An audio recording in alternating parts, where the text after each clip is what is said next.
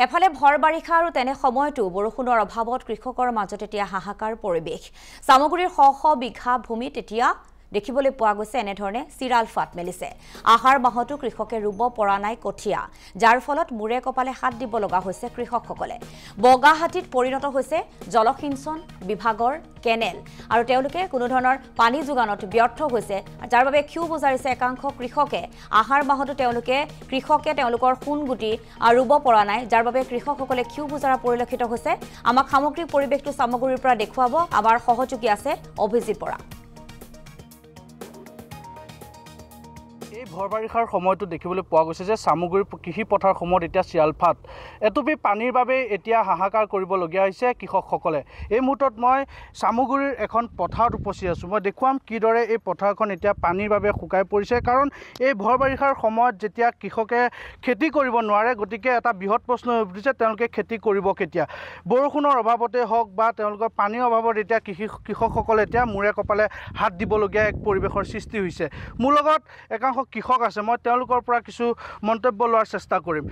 ভৰ বাৰিষাৰ সময়ত প্ৰতিজন কৃষকে এতিয়া খেতি কৰিব লাগে গতিকে এতিয়া বৃহৎ প্ৰশ্নটো হৈছে যে এতিয়া এই ভৰ বাৰিষাৰ সময়ত যদি তেওঁলোকে খেতি নকৰে খেতি কৰিব কেতিয়া এতিয়া এটুপি পানীৰ বাবে আপোনালোকে হাহাকাৰ কৰিবলগীয়া হৈছে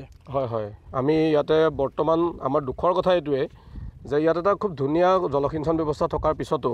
আমি বছৰ ঠিক একেদৰে আমি এই পানীৰ কাৰণে জীয়াতু ভুগিবলগীয়া হয় এতিয়া আপোনাৰ ধৰি লওক দেখিছে আপোনালোকে আজি শাওণ মাহৰ সোমাব হ'ল কৃষকসকলে খেতি কৰিব লাগে কিন্তু ইয়াত পানীৰ অভাৱ বৰষুণ হোৱা নাই তাৰ কিন্তু আমাৰ যিটো ধুনীয়াকৈ কেনেল ব্যৱস্থা আছে তেওঁলোকে পানী দিলে আমাৰ কৃষকসকলে একো অসুবিধাৰ সন্মুখীনেই নহয় কিন্তু তেওঁলোকে পানী নিদিয়ে তেওঁলোকে কি কয় যে তেওঁলোকে এপ্লিকেশ্যন কৰিব লাগে আৰু আমাৰ কৃষকসকলে সকলোৱেতো এপ্লিকেশ্যন লিখিব পৰা বিধৰো নহয় গতিকে তেওঁলোকে বাৰে কিমান এপ্লিকেশ্যন দি থাকিব আৰু এপ্লিকেশ্যন দিলেহে তেওঁলোকে পানী দিব পাৰে আচলতে তেওঁলোকে বিভিন্ন আখুৱা দেখুৱাই কেতিয়াবা মটৰ বেয়া কেতিয়াবা ক'ব যে নদীত যে যিটো পাইপ বহাইছে পাইপটো খান্দিব লাগিব এনেকুৱা বিভিন্ন অজুহাত তেওঁলোকে আজি 6-7 বছৰ ধৰি ঠিক তেনেকৈ চলি আছে তাতকৈ আপোনালোকে কেনেলটোত চাব পাৰে এনেকুৱা জংঘল হৈ গৈছে সাপৰ বাঁহ ইয়াতে অনৈতিক কাৰ্য কিছুমান চলে ড্ৰাগছ ৰাতি আহি পেলাই ড্ৰাগছ খোৱা মানুহ ইয়াত আপুনি পাব গতিকে ইয়াত মানে তেওঁলোকৰ বিভাগীয় ফালৰ পৰা একো তেনেকুৱা ব্যৱস্থা নাই ইফালে কিন্তু চৰকাৰে কৈ থাকে যে জলসিঞ্চন বিভাগত যথেষ্ট কোটি টকা কৃষকৰ বাবে তেওঁলোকে আঁচনি বা প্ৰকল্প তেওঁলোকে ৰূপায়ণ কৰিছে কিন্তু তাৰ পাছতো এনেকৈ কৃষকে কিয় মূৰৰ কপালত হাত দিবলগীয়া হৈছে আটাইতকৈ দুখৰ বিষয় ভাৰতখন এতিয়াও কৃষিপ্ৰধান দেশ কিন্তু আমাৰ শতকৰা 70% মানুহে কৃষিৰ লগত জড়িত হৈ থাকে কিন্তু তেনে ক্ষেত্ৰত আমাৰ যিটো উন্নত ব্যৱস্থা হ'ব লাগে সেই উন্নত ব্যৱস্থা আজিও হৈ উঠা নাই ইয়াৰ কাৰণ হৈছে এনেকুৱা ডিপাৰ্টমেণ্টেল যিবিলাক মানুহ আছে তেওঁলোকে আজি এগ্ৰিকালচাৰ ডিপাৰ্টমেণ্টৰ মানুহে হওক বা জলসিঞ্চন বিভাগৰ মানুহে হওক যিসকলে কৃষকসকলৰ লগত এনেকুৱা সময়ত লগত থাকিব লাগে সেই মানুহসকলক দেখাই পোৱাই নাযায় আজি আপুনি ইয়াতে মই আৰু এটা কথা ক'ব বিচাৰিম জলসিঞ্চনৰ লগতে আৰু এটা কথা মনত পৰিছে মই কৈ দিওঁ ইয়াত আমি কিন্তু পথাৰ পৰিচালনা কমিটিক বিচাৰি পেলাই কোনো মানে আপোনাৰ এইটো আমাৰ কৃষি বিভাগৰ মানুহ অহা আমি কিন্তু দেখা পোৱা নাই আজিলৈকে গতিকে তেওঁলোকেনো কেতিয়া আহে কৃষি বিভাগৰ মানুহে আজিলৈকে বোকাত নামি পাইছেনে নাই সেইটো আটাইতকৈ ডাঙৰ প্ৰশ্ন হয় নিশ্চয়কৈ ক'ব লাগিব যে ইতিমধ্যে যি জলসিঞ্চন বিভাগৰ কথাই যদি আমি কওঁ ইতিমধ্যে চৰকাৰে কৈ আছে যে তেওঁলোকে কোটি টকাৰ প্ৰকল্প তেওঁলোকে কৃষকৰ বাবে ৰূপায়ণ কৰিছে কিন্তু সেই প্ৰকল্পসমূহ বা সেই কোটি টকা ক'ত খৰচ হৈছে এয়া এক বৃহৎ প্ৰশ্ন সেয়া এক তদন্ত আৱতালৈ আহিব লাগে মোৰ লগত আৰু এজন কৃষক আছে কি ক'ব আপোনালোকৰ এই পথাৰখনত কিমানমান কৃষকে খেতি কৰে এতিয়া প্ৰায় আমাৰ 6-7খন গাঁৱৰ মানুহৰ খেতি পথাৰ কৰা হয় কিন্তু এতিয়া পানীৰ কাৰণে আমাৰ যথেষ্টখিনি কষ্ট হৈ আছে এতিয়া কঠীয়া আমি আজিলৈকে তুলিবই পৰা নাইকিয়া এতিয়াতো আপোনালোকেতো দেখা পাইছেই কেনেকুৱা অৱস্থা হৈ আছে তেখেতলোকক ক'বলৈ গ'লে দৰখাস্ত দিব লাগে দৰখাস্ত তেখেতে দিলেহে পানী দিম বুলি কয় তেওঁলোকৰ চূড়ান্ত গাফিলতি আছে হয় এতিয়ানো কি ক'ম আৰু তেখেতক হয় নিশ্চয়কৈ আৰু এজন কৃষক আছে কি ক'ব খুৰা আপুনি বিগত বহু বছৰ ধৰি আপুনি খেতিৰ লগত জড়িত হৈ আছে গতিকে এনেকুৱা এটা সমস্যাত কি ক'ব কি ক'ম বাৰু দুখৰ কথা বাৰু চাব কেনেলৰ যিকেইটা মানুহ আহে ৰাস্তাত বহি থাকিব কাম নকৰে আৰু পানী পেলাই দৰখাস্ত দিবলৈ কয় ভূমিকী মাৰিবলৈকে নাহে মাজতে এজন ইঞ্জিনিয়াৰ বাটে চাই গুচি গৈছে আমাৰ ওচৰতে আপুনি কিমানমান খেতি কৰে কিমান বিঘামান খেতি কৰে ইয়াত মোৰ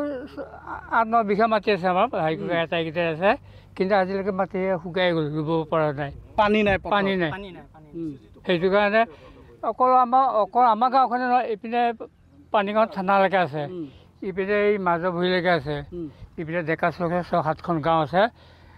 এই পানী নিজে কাৰণে চেনেলবিলাক চব ভাঙি চিঙি পেলাইছে উপায় নাই কি কৰিব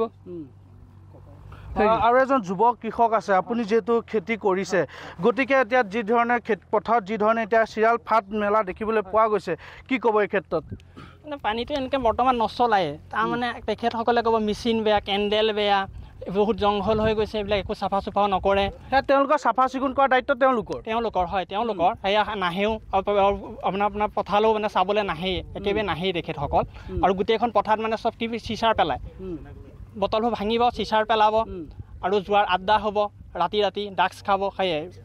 হয় নিশ্চয়কৈ এই মুহূৰ্তত মই পুনৰবাৰ NB নিউজৰ দৰ্শক দেখাব বিচাৰিছোঁ যে কি ধৰণে এতিয়া এই পথাৰত চিৰাল ফাট দেখিবলৈ পোৱা গৈছে কাৰণ এই ভৰ বাৰিষাৰ সময়ত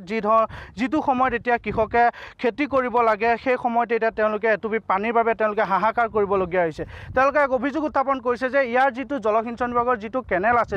সেই কেনেলটো এতিয়া বিগত বহু বছৰ ধৰি তেওঁলোকে কোনো ধৰণৰ চাফ চিকুণতাৰ ক্ষেত্ৰত তেওঁলোকে গুৰুত্ব নিদিয়ে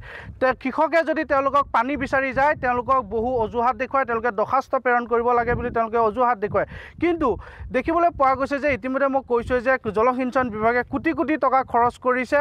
এই কৃষকৰ বাবে কিন্তু সেই কোটি কোটি টকা ক'ত খৰচ হৈছে এয়া এক বৃহৎ প্ৰশ্ন গতিকে এতিয়া চামগুৰিৰ ৰাজচক্ৰৰ অন্তৰ্গত যিমান কৃষি পথাৰ আছে প্ৰতিখন পথাৰতে এতিয়া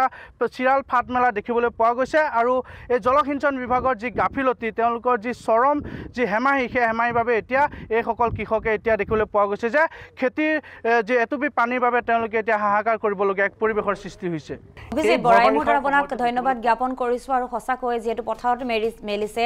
চিৰাল ফাট এফালে বানৰে চলাইছে সংহাৰী ৰূপ আৰু আনফালে এনেদৰে কৃষকে এটুপি পানীৰ বাবে হাহাকাৰ কৰিব লগা হৈছে যাৰ ফলত তেওঁলোকে কঠীয়া ৰুব পৰা নাই বুলিও ক্ষোভ বুজাৰিছে